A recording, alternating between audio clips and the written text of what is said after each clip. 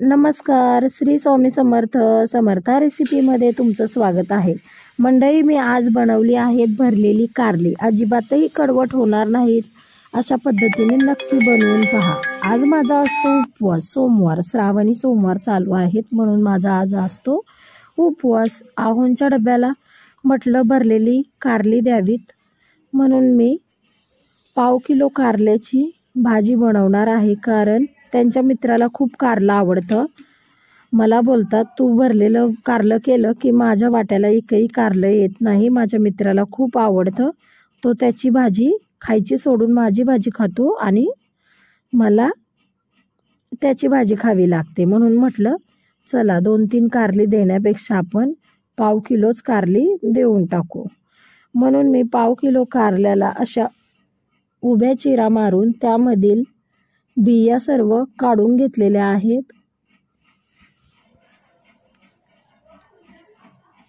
सर्व बिया काढून झाल्यानंतर त्यामध्ये व्हिडिओमध्ये दाखवल्याप्रमाणे मीठ भरून घ्यायचं आहे.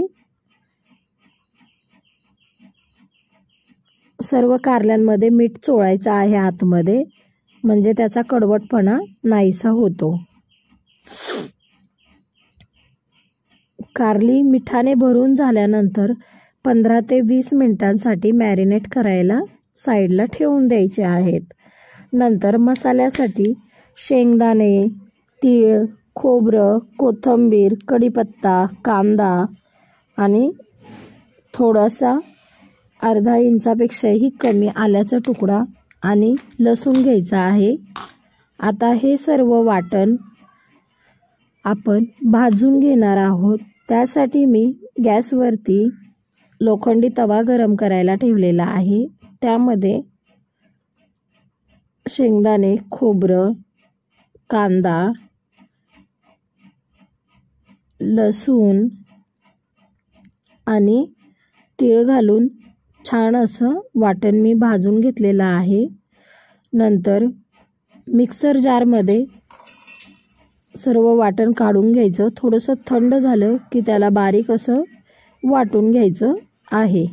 या पद्धतीने आपलं वाटण तयार झालेलं आहे.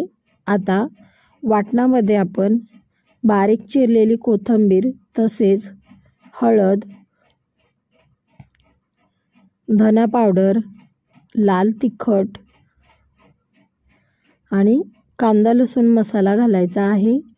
नंतर 1 चमचा मीठ घालायचं आणि आपण मॅरिनेट केलेले कारले आता पाण्यामध्ये छान असे धुवून काढायचे आहेत.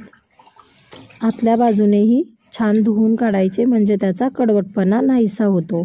नंतर आपण बनवलेलं वाटण एकत्र करून घेऊयात. छान असं मसाला आणि वाटण एकत्र करायचं. वाटण मिक्स करून झाल्यानंतर आपण कारले भरून घेणार आहोत. ज्या पद्धतीने आपण वांगी भरून घेतो त्या पद्धतीनेच कारलेही भरून घ्यायची. या पद्धतीने तुम्ही कारलं कराल तर आयुष्यभर तुमच्याही लक्षात राहील की ही रेसिपी आपण समर्था रेसिपीलाच पाहिली होती. त्यामुळे तुम्ही या पद्धतीनेच कारलं बनवा. अजिबात कडू होणार नाही, रसरशीत होणार आहे एकदम. हे पहा, या पद्धतीने कारले भरून घ्यायचे आहेत.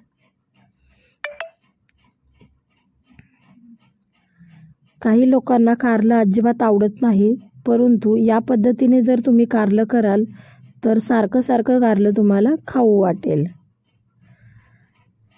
आपले कारले भरून झाले आहेत. आता हे पहा, या पद्धतीने आपलं कारलं भरून झालेलं आहे. आता आपण लोखंडी तवा गरम करून घेतलेला आहे. मंद आचेवरती गॅस चालू ठेवायचा आहे. त्यानंतर 2 चमचे तेल घालायचं आहे. जिरी आणि मोहरी, कढीपत्ता यांची छान अशी फोडणी करायची. नंतर कारले त्यामध्ये घालायचे आहेत आणि परतवून घ्यायचे आहेत. छान अशी परतवून घ्यायचे आहेत कारले.